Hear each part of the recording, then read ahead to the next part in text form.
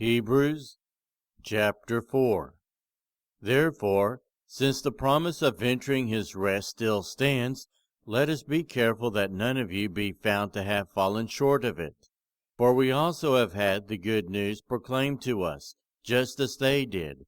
But the message they heard was of no value to them, because they did not share the faith of those who obeyed. Now we who have believed enter that rest, just as God has said, "So I declared on oath in my anger, they shall never enter my rest." And yet his works have been finished since the creation of the world.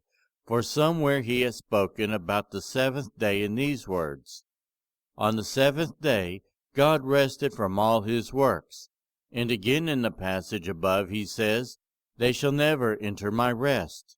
Therefore, since it still remains for some to enter that rest, and since those who formerly had the good news proclaimed to them did not go in because of their disobedience, God again set a certain day, calling it today. This he did when a long time later he spoke through David, as in the passage already quoted, "Today, if I hear your voice, do not harden your hearts." For if Joshua had given them rest, God would not have spoken later about another day. There remains, then, a Sabbath rest for the people of God.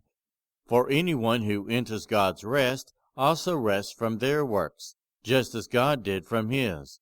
Let us, therefore, make every effort to enter that rest, so that no one will perish by following their example of disobedience. For the word of God is alive and active, sharper than any double-edged sword. It penetrates even to dividing soul and spirit, joints and marrow. It judges the thoughts and attitudes of the heart. Nothing in all creation is hidden from God's sight. Everything is uncovered and laid bare before the eyes of him to whom we must give account. Therefore, since we have a great high priest who has ascended into heaven, Jesus the Son of God, let us hold firmly to the faith we profess. For we do not have a high priest who is unable to empathize with our weaknesses, but we have one who has been tempted in every way, just as we are, yet he did not sin. Let us then approach God's throne of grace with confidence, so that we may receive mercy and find grace to help us in our time of need.